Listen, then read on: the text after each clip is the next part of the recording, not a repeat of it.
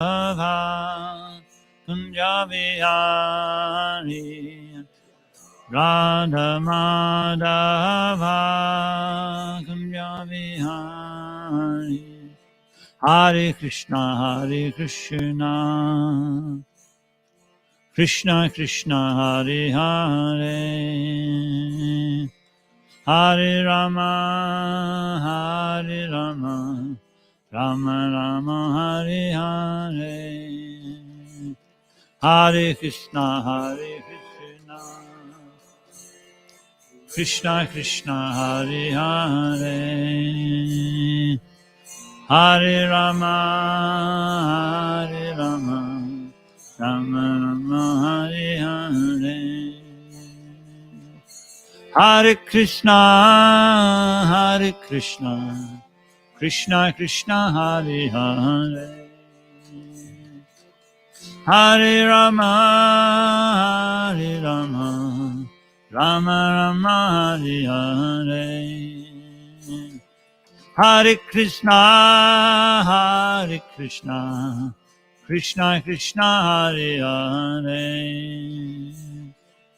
Hare Rama Rama Rama Hare Hare Hare Krishna Krishna Krishna Hare Hare Hare Rama Rama Rama Hare Hare Hare Krishna Krishna Krishna Hare Hare Hare Rama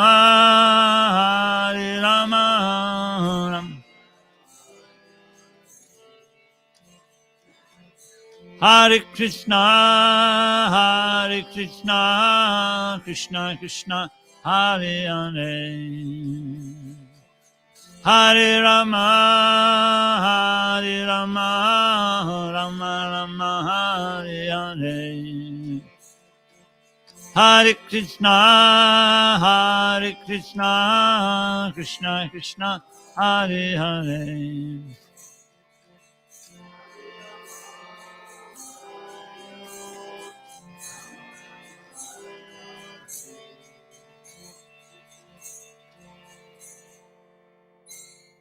Srila Prabhupada ki jai.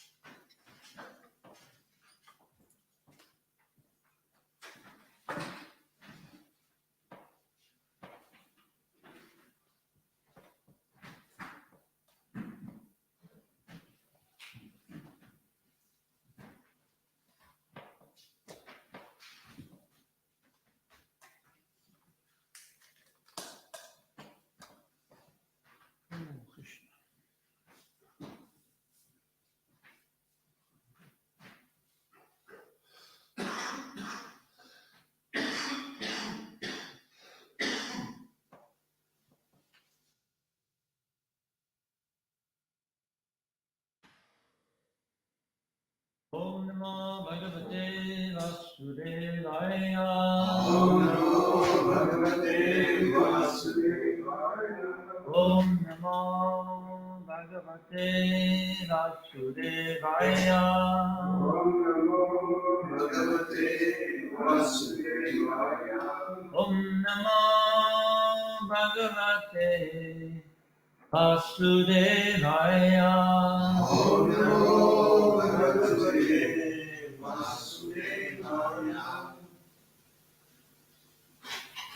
Shall we read from Srimad Bhagavatam, Canto 6, Chapter 5, Narada Muni, cursed by Prajapati Daksha.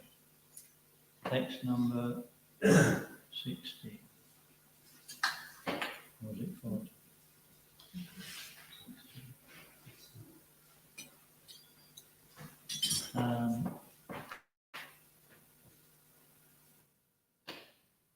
Isti apyakya karimayam. Shishyapyaya Karimayam. Srishti apyakya karimayam. Srishyapyaya Karimayam. Elakulanta vejitam. Virakulanta Vejitam. Elakulanta vejitam. Virakulanta Vejitam. Matasya tam avigyasya. Natasya Tam Avigyasya. Natasya tam avigyasya. Natasya Tam Avigyasya. Kimasat karmabir bhavet. Kimasat Karmabir Bhavet. Kimasat karmabir bhavet. Kimasat Karmabir Bhavet. Srishyapyaya karimayam. Srishyapyaya Karimayam. Velakulanta vegitam. Virakulanta Vejitam. Matasya tam avigyasya. Natasya Tam Avigyasya. Kimasat karmabir bhavet. Kimasat Karmabir Bhavet. Srishyapya Srishyapyaya karimayam. Srishyapyaya Karimayam. Velakulanta vejitam. Matasya tam avigyasya. Natasya Tam Avigyasya. Kimasat karmabir bhavet. Kimasat Karmabir Bhavet. Srishyapya Srishyapyaya karimayam. Srishyapyaya Karimayam. Velakulanta vegitam. Virakulanta Vejitam. Natasya tam avigyasya. Natasya Tam Avigyasya. Kimasat karmabir bhavet. Kimasat Karmabir Bhavet. Srishyapyaya Karimayam. Srishyapyaya karimayam. Virakulanta Vejitam. Velakulanta vegitam. Natasya Tam Avigyasya. Natasya tam avigyasya. Kimasat Karmabir Bhavet. Kimasat karmabir bhavet. Srishyapyaya Karimayam. Srishyapyaya karimayam. Velakulanta vegitam. Kimasat karmabir bhavet.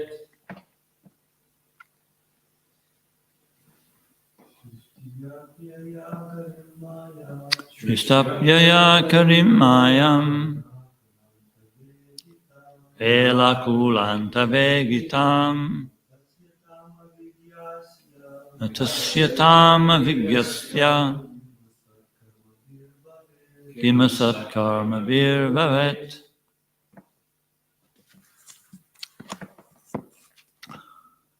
Srishti, creation. Apyaya, dissolution. Kadim, one who causes. Mayam, the illusory energy. Velakula anta, near the banks. Vegitam, being very rapid. Natasya, of one who is mad. That material nature. Avigyasya,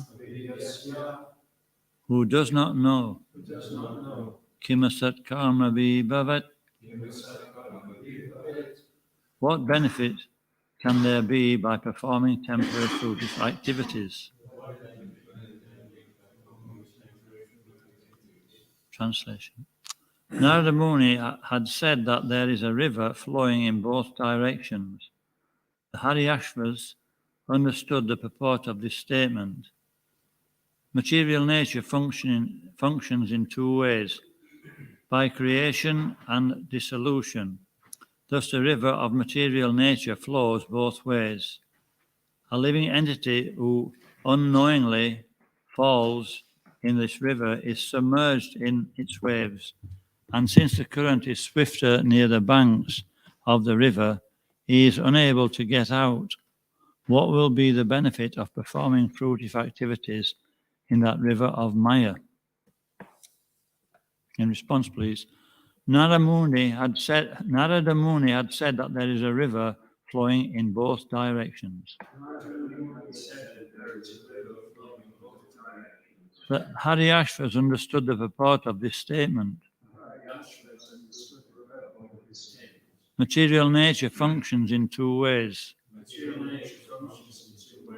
by creation and dissolution. Thus, the river of material nature flows both ways. A living entity who unknowingly falls in this river is submerged in its waves. And since the current is swift near the banks of the river, he is unable to get out. What will be the benefit of performing fruitive activities in that river of Maya?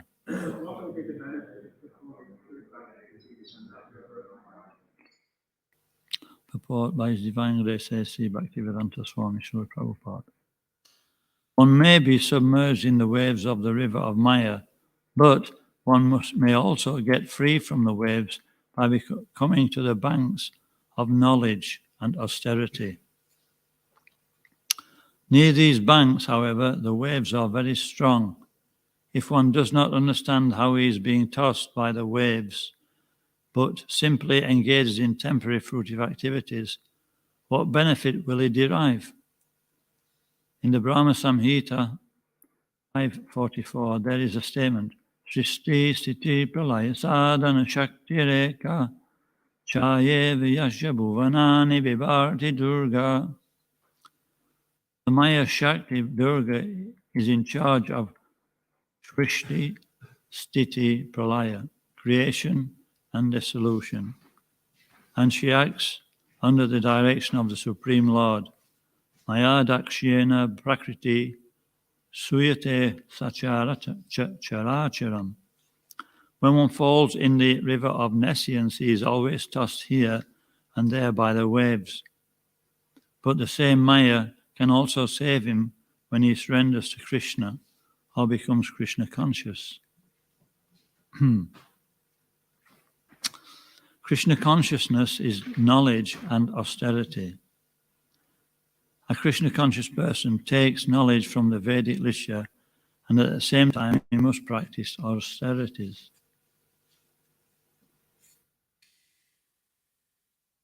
To attain freedom from material life, one must take to Krishna consciousness.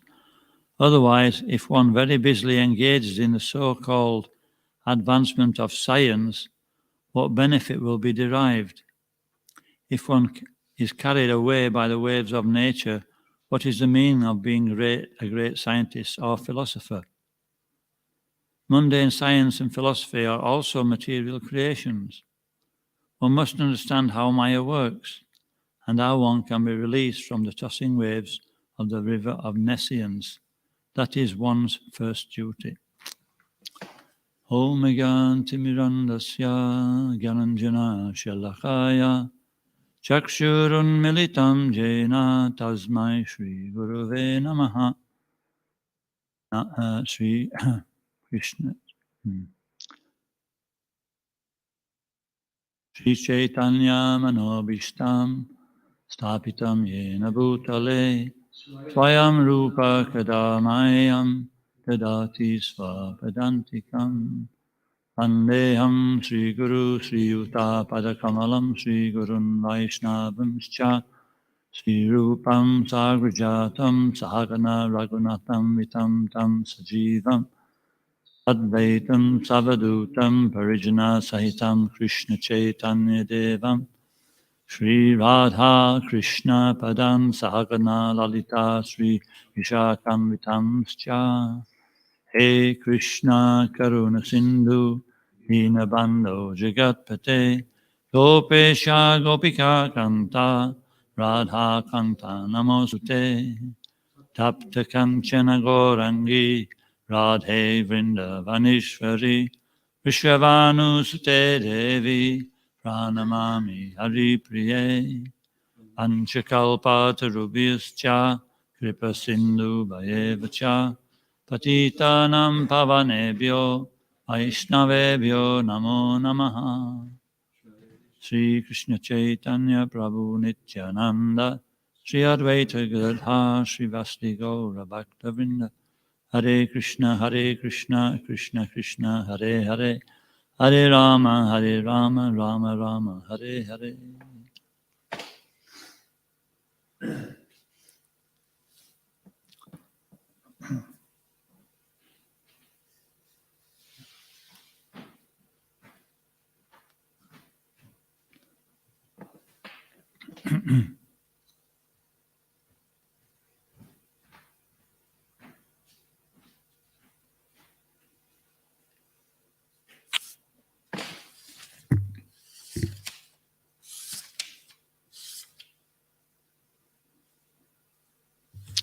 So in the last chapter, a little bit more detail, Daksha, he formed the Hamsa Guya prayers. You know, he's a very pious living entity, and he performed these prayers so nicely that Lord Vishnu appeared and gave him a benediction to be able to create progeny. Why did he give him that benediction? Because he had some attachments to, you know, we were talking about sex life yesterday. He still had some material attachments. So Krishna arranged that he could become one of the chief Prajapatis to fulfill that desire. So then in this verse, he went through some difficulties. We talked yesterday about the Haryashvas, 10,000 of them. They were actually made into brahmacharis. Savalashvas, 1,000. They were actually also convinced that they should actually renounce. And these prayers that are being given now are the prayers to the first group, the Haryashvas. And Narada Muni is saying that how can you actually engage in activities in this material world without knowledge? You have to understand the nature of this material world, and then we can make decisions. Our founder, Acharya Srila Prabhupada, he made that point. He says, where's the educational establishment for teaching people about their spiritual nature? He says, there isn't one. He says, so I've come to actually fulfill that. There are so many educational establishments, and they're just there for making money. That's all. This education is not required. All this technology is not required. And therefore, Prabhupada, I mentioned yesterday or the day before that Prabhupada was saying we should have a simple life. And then, you know, that simple life will satisfy the desires of the soul.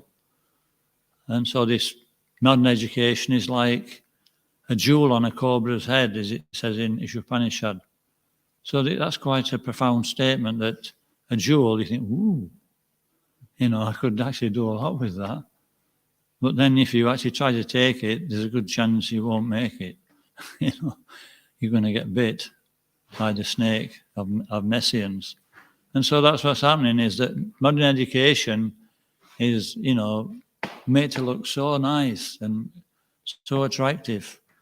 But the end result is that it actually destroys people's inclination towards spiritual life and sinks them further into material activities, which is more dangerous than a cobra, actually. A cobra is a poor example. You know, the cobra kills this outside body. But then, you know, according to Shastra, we're not the body, we're the soul. So the soul will move on in its next particular life. But, you know, when we actually don't have knowledge, then we don't know how to act.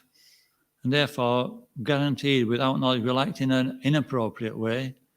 And the result will be, you know, in this case, catastrophic. So this human form of life is specifically meant for self-realization. And so I was speaking yesterday how Prabhupada, he made sure that everybody understood the basic roots of material existence. And it's quite painful sometimes. So, this is called the Srimad Bhagavatam. And in the second chapter of the Bhagavatam, first verse is actually explaining Krishna's position, the subject matter of the Bhagavatam. And the second verse is explaining the qualification of this book to make that statement. What is it? Dharma projita kaitavatra, paramurni matram satam, vedyam vastam atrashivam, taputrayan molanam, Srimad Bhagavate mahomane kimparer ishvaraha. It's free from any material taints. It's talking pure spiritual science. Therefore, it's called the Amala Purana, or it's actually the Shastra for the Paramahamsa. Cannot all the Paramahamsas put your hands up? Maybe there's some out. So we're really not qualified to hear it. It's like usually you would go through lifetimes of preparation for hearing Srimad Bhagavatam, becoming purified. And then, so is any wonder sometimes we can't understand Srimad Bhagavatam properly. And it may even actually give us some bad feeling if we are not sufficiently educated. Because we're firmly on the bodily platform, we'll see things from that angle. But if we start to become situated on the spiritual platform, we actually get the full benefit of Srimad Bhagavatam. And so Lord Chaitanya appeared 500 years ago. 500 years ago. And specifically to teach us the express process of not waiting lifetime after lifetime with a chance of being diverted. But in one lifetime, if we take to this process very carefully, we can actually put ourselves very quickly on the spiritual platform. And, what's the main process? Sarvabhauma Bhattacharya asked Lord Chaitanya, what's the most important process? And he said, the most important process is chanting the holy name. And so, anybody who takes up this process of chanting the holy name, then, we'll see after some time how our perception of life is changed. It's coming, we start to see things from a spiritual perception.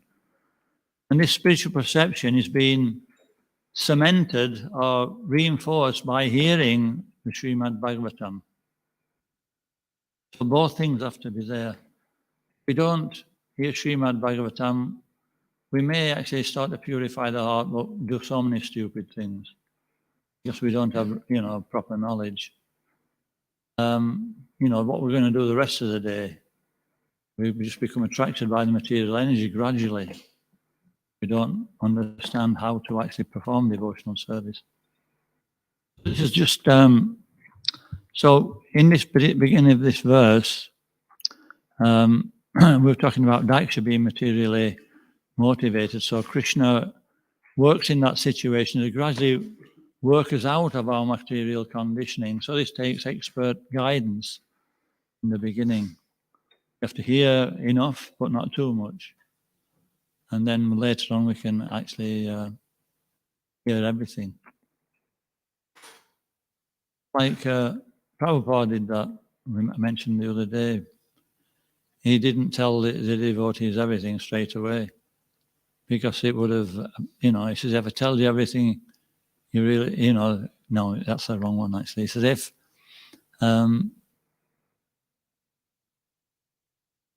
what did he say now?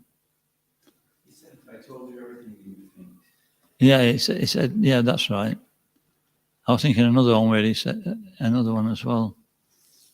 But, even to the point where he initiated this at first group of disciples, and then he put the notice up with the rules and regulations for practicing, and they were already initiated because he knew they would balk. And so devotional service means, especially in the beginning of a practice, is patience. First thing is patience. Then with patience, we can start to actually get a proper grip. So even Daksha is a Prajapati. Somehow or other, he's still got some material desire. And so what Bhagavatam is here for is, it says two things in this purport: knowledge and vairagya. Vasudeva Bhagavati Bhakti Yoga Prayojataha Jnanati Asu Vairagam Jnanachayad Ahaitakam. By rendering devotional service to the Supreme Personality of Godhead, one immediately gets causeless knowledge and detachment. So when we have knowledge, then we can naturally renounce something when we understand what it actually is. If we don't understand, it'll be difficult to renounce. So Savai Pumsham Paradharmo, that activity which takes us to the lotus feet of the Lord is the highest activity in this world. And then it confirms in the next verse, which I just mentioned, that devotional service is that activity. And then it qualifies that through the second chapter of the first canto. The full process of devotional service is actually delineated in brief. And and then, of course, the Srimad Bhagavatam goes through each point that's made in that second chapter and expands on it. There are actually 6 questions in the Bhagavatam, and these are expanded in the first few chapters, which are the 6, I think. Mostly in the second and third chapter, they're answered. But then the whole Bhagavatam, there's more questions asked, and then these are expanded on by different conversations. So here we have, we're talking about Daksha was conditioned. So Narada Muni is making this point in this particular verse. This is like the river of material existence. And it's a very difficult river to actually get out of. And I like to give the example of electricity. Electricity, is there any electricians here?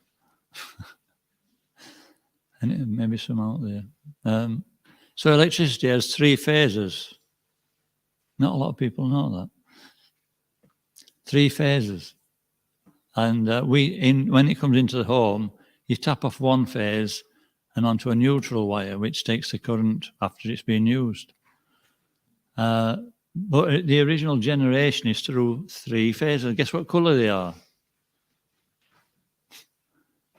They're yellow, blue, and red, primary colors.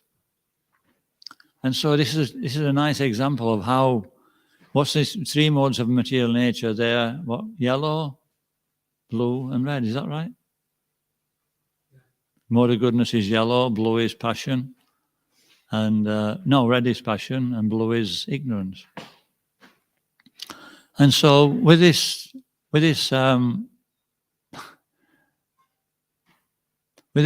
3 phases, you can do so much. Is there any examples what we can do with electricity?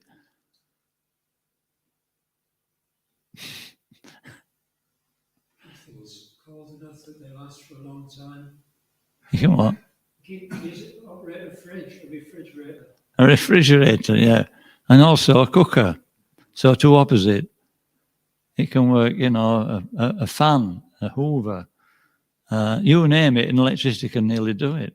Is that right? If it's used in an appropriate way. So these 3 modes of material nature are also the impetus behind this material world being functioned. And everybody is being pushed by these modes of nature. We were saying the other day that we think we're the doer, but actually it's the modes of nature. And so this verse is talking about that the modes of nature are actually in the mind and in the intelligence. And this material energy is the shadow of the Supreme Personality of Godhead. It's called Durga Devi, and she's actually working those modes of nature. So it's personal. Sristi Sthiti Pralaya Sadhana Shakti Eka Chayevi Yasha Bhuvanani Vibharti Durga. So Maya Shakti Durga is in charge. Sristi Sthiti Pralaya. This is the creation, the maintenance, and the annihilation. And so these three modes of nature are mentioned in the 14th chapter of Srimad Bhagavad Gita. 13th, from the 13th chapter onwards, we start talking about the philosophy of life, Jnana Yoga. First 6 chapters we talk about karma yoga, how to work in this world and not become gradually freed. And then we can come to the point which is the middle 6 chapters of devotional service. But then he analytically explains how one is entrapped in this material world. And so, in the 13th chapter, which is the beginning of the Jnana Yoga section, it talks about nature, the enjoyer, and consciousness. He gives a broad example of nature, this material nature, the enjoyer, the individual soul, and consciousness. But that's just it. That doesn't actually really explain in detail. So then the next chapter, it says, has anyone got a Bhagavad Gita?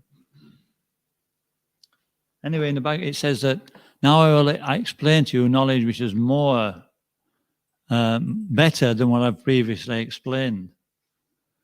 And so then he starts to go into detail about the 3 modes of material nature, which is the title of the 14th chapter. And what does it immediately say? Have you got a Bhagavad Gita? Let me just read it. Eh? Is it? Yeah. Oh, that's it.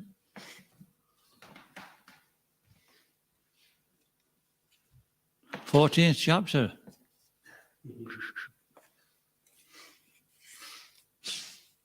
So let's have a look. First verse. The Supreme Personality of God has said, again I shall declare to you this supreme wisdom, the best of all knowledge, knowing which all the sages have attained supreme perfection. By becoming fixed in this knowledge, one can attain the transcendental nature like my own. This established, one is not born at the time of creation or disturbed at the time of dissolution. Then it goes into detail, but then it starts talking about how the modes, it asks the question, or it makes a statement actually. It has also been explained that it is due to association with the modes of nature that the living entity is entangled in this material world. Now, in this chapter, the Supreme Personality of God explains what those modes of nature are, how they act, and how they will bind, and how they will give liberation. So this is the process of devotional service. It's called therapy. We're bound by a particular nature. We can't change that nature. So the clue to devotional service, and it says this in Bhagavad Gita earlier on, in one purport, Prabhupada says it takes expert guidance in the beginning to engage a person in a suitable activity which will actually purify his heart. An activity which is according to that person's propensity. And this is what Prabhupada did actually. He says he wouldn't have actually, according to what Prabhupada said, he said, I've created all these big, what was it? Big, projects, that's the word. Big projects for my big leaders. They were Americans. They were actually passionate in getting things done. They got the intelligence to do that. And so Prabhupada didn't sit them down under a tree and start, speaking philosophy. It wouldn't have worked. But he did say, all I need is, was it one sincere person? And in 18 days, and that's all, well, anyway, he said, I just need one sincere person to preach this philosophy. So, and then, things will happen.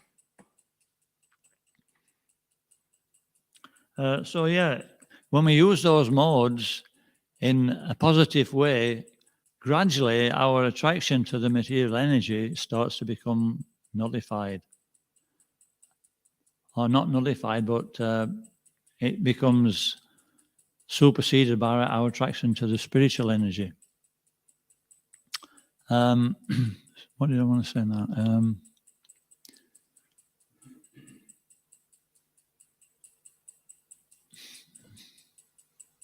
Oh, that's it, yeah. So, this 14th chapter, then it starts talking about the effects of the different modes. He starts expanding on how they bind and how they liberate. He talks about the mode of passion and ignorance and how these actually are creating a certain mentality, which means enjoyment of this material world and, creating harm to ourselves and others. And then the latter part of then the long section of the 14th chapter talks about working in the mode of goodness. So it's this mode of goodness that this particular verse is saying gives liberation. The mode of goodness, Prabhupada says, is conducive to liberation.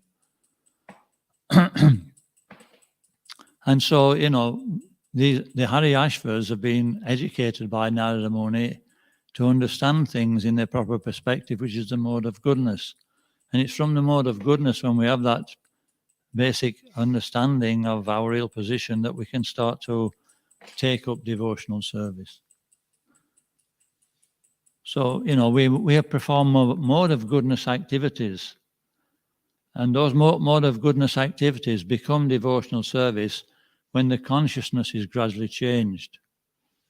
We can perform the activities without proper focus, without proper consciousness or proper understanding.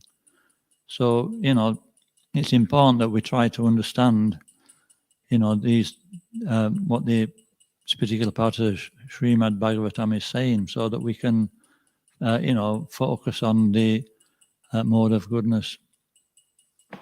That's one thing, anyway. So I wanted to go through the Bhagavad Gita a little bit about this. We're talking about being bound, like this river is, creating a circular, and it's difficult to actually get out of this whirlpool. Once you get in a whirlpool, it's difficult, isn't it?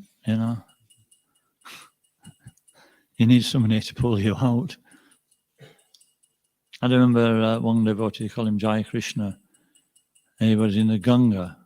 It's dangerous to swim in. Has anybody swum in the Ganga? You've got to be careful, haven't you, where you swim? Hey? I got pulled underneath. Yeah? Yeah, don't go in the Ganga, unless you're actually... But Jai Krishna went in the Ganga, not Jai Krishna in Sheffield, the one at the manor. And all of a sudden he felt he couldn't control, and he went down.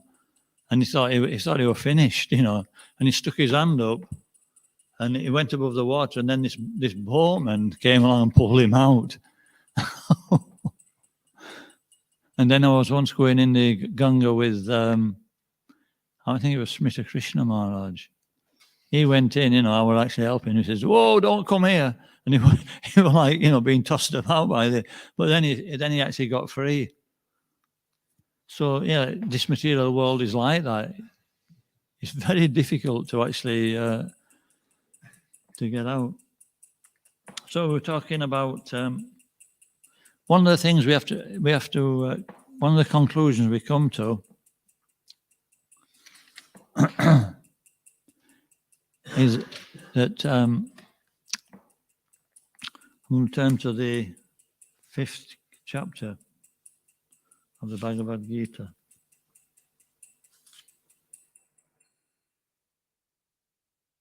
Text 13. I'm going to read this section, okay?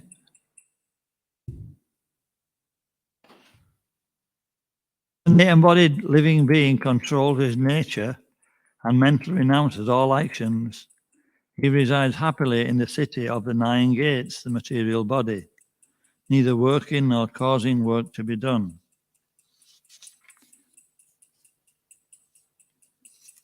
The embodied spiritual spirit, master of the city of the body, does not create activities, nor does he induce people to act, nor does he create the fruits of action. All this is enacted by the modes of nature, modes of material nature. So the first one we said is vairagya. 2 points in the vairagya and knowledge. So the first one is control of the senses. That's the first instruction that we get in Krishna Consciousness, isn't it? In the Upadeshamrita, the Nectar of Instruction, which is one of the first books, it says that we have to become in control of the senses if we're going to go anywhere. Goswami. He says, and that ability to control the senses is dependent on what? Can you remember what it says in that opening preface? Attitude. Positive attitude, determined attitude. So this is coming from, hearing like this and chanting the Hare Krishna mantra. But when that attitude's there, then the senses can be controlled. Otherwise, we become controlled by the senses. So that's what this verse is saying. And that means that in that condition, let's have a look.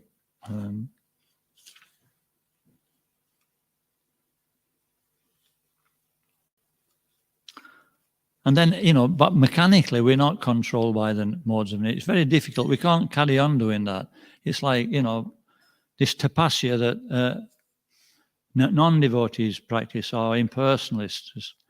It says, Ye anye ravindaksha vimuktamaninas tvayasta abura abhisuddha buraya arura krichchena padam patantata patanti ada najri yasmut angraya. Lord Brahma was asking the demigods. He's saying, what happens to somebody who's not performing devotional service, but they're following some other process? He says, eventually they'll fall down because they have no regard for Krishna. So this is the situation that, this first verse is talking about making an effort on our own part, but that's not enough. And then so we think we are the doer at that point. There's three doers. This section is called three doers. We're the performer of our activities. So the next verse talks about, if we have a little bit more knowledge, the embodied spirit master of the city of the body does not create activities, nor does he induce people to act. Nor does he create the fruits of act. Well, who's doing it then? Three modes of nature. So then we see that it's the modes of nature who are the doer. This is a higher level of consciousness. But it's still not complete. And then further, nor does the Supreme Lord, who's in charge of the modes of nature? It's Krishna. He said, so next verse says, nor does the Supreme Lord assume anyone's sinful or pious activities. Embodied beings, however, are bewildered because of the ignorance which covers their real knowledge. So even a devotee, he knows that Krishna is in charge of the modes of nature. Still, it happens to devotees that they actually start to blame Krishna for certain things that happen. Has anybody experienced that? So it's due to a lack of knowledge. Vairagya won't be complete until there's perfect knowledge. So, in the next verse, when, however, one is in line with the knowledge by which nescience is destroyed, then his knowledge reveals everything as the sun lights up everything in the daytime. When one's intelligence, mind, and refuge are fixed in the Supreme, then one becomes fully cleansed of misgivings through complete knowledge and thus proceeds straight on the path of liberation. And so we can relax a little bit. We can try and understand this knowledge. Krishna sees the heart. What's that verse? Tesham sasta yuktanam bhajatam pritipurvakam dadadi bodhiyogam tam yenam ampayanchate tesham eva nakamparham atam hagan cham tamaha nasyam atmani bhavasto yana dipena bhavashtaha. He says in the purports of these two verses, Prabhupada's actually qualifying them. That, you know, if we actually are sincere about trying to understand Krishna, then we don't have to be a scholar. Because if we're sincere, we'll try to understand through Shastra and we'll perform devotional service, but Krishna will make up the difference. Does anybody know a verse? Which in the 9th chapter?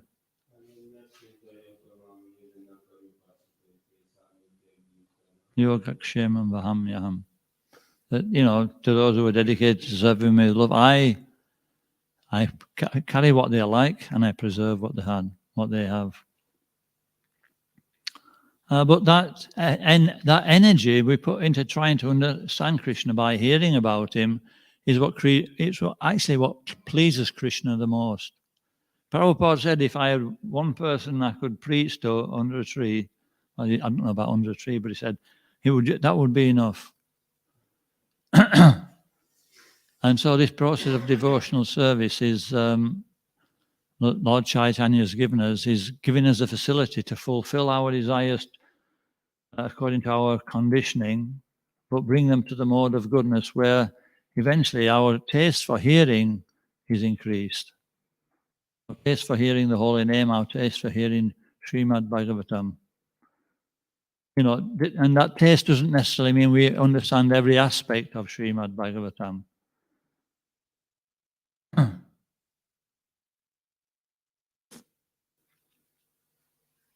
Prabhupada couldn't understand every aspect that his spiritual master was making.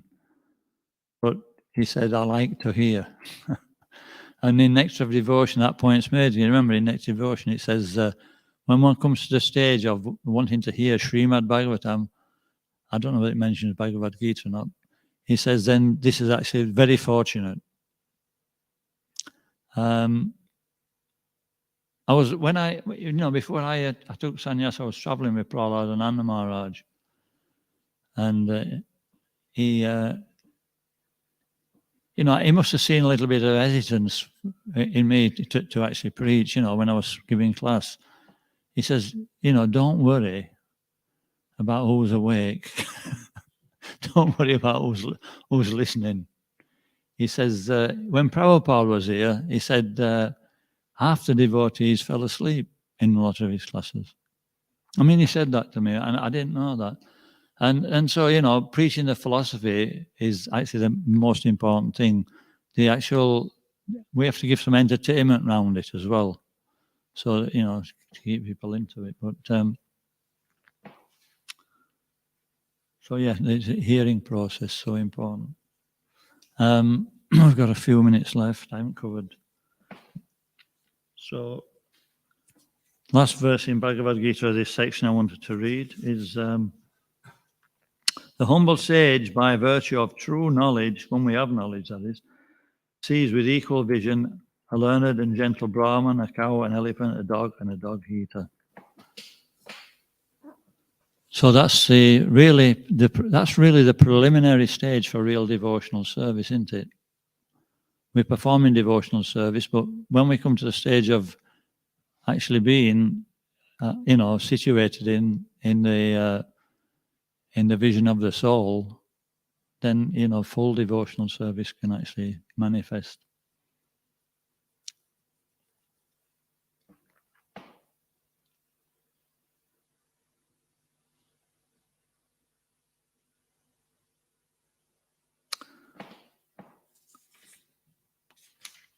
I'll read this 18th purport. Okay? We're talking about seeing with equal vision. The Krishna conscious person does not make any distinction between species or castes. The Brahman and the outcast may be different from the social point of view, or a dog or a cow and an elephant may be different from the point of view of species. But these differences of body are meaningless from the viewpoint of a learned transcendentalist. This is due to their relationship to the Supreme. For the Supreme Lord, by his plenary portion as Paramatma, is present in everyone's heart. Such an understanding of the Supreme is real knowledge. As far as the bodies are concerned, in different castes or different species of life, the Lord is equally kind to everyone because he treats every living being as a friend, yet maintains himself as Paramatma regardless of the circumstances of the living entities. The Lord as Paramatma is present both in the outcast and in the Brahman, although the body of a Brahman and that of an outcast are not the same. The bodies are material productions of different modes of material nature, but the soul and the supersoul within the body are the same spiritual quality. The similarity in the quality of the soul and the supersoul, however, does not make them equal in quantity. For the individual soul is present only in a particular body, whereas a Paramatma is present in every body. A Krishna conscious person has full knowledge of this, and therefore is truly learned, and it has equal vision. The similar characteristics of the soul and supersoul are that they are both conscious, eternal, and blissful, but the difference is that the individual soul is conscious within the limited jurisdiction of the body, whereas the supersoul is conscious of all bodies. The supersoul is present in all bodies without distinction. So it's vital that we we understand this point, otherwise we become an impersonalist, both the individual soul and the supersoul. And so we can stop there. Just to recap is that Narada Muni is speaking about the river of this material world. Sometimes it's referred to an ocean. Now there's three modes which are tightly binding us. And we have to know how to recognize these modes and use them in a productive way, know how to avoid the lower modes and engage in the higher modes of nature, which is impossible for people to do in this age because we're so entrapped in the lower modes. Even though we may have the inclination, we don't have the power. So in Bhagavad Gita, Indriyani paranyahur, Indriya panaha, manasastu yoburiya paratastasat. And this explains how the hierarchy of the body and the senses and the sense objects, how by intelligence we can engage the soul directly in Krishna consciousness, and that overcomes the mind and the senses and everything. And intellectually that's true.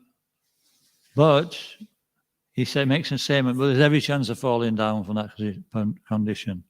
He says if we don't have contact with Krishna.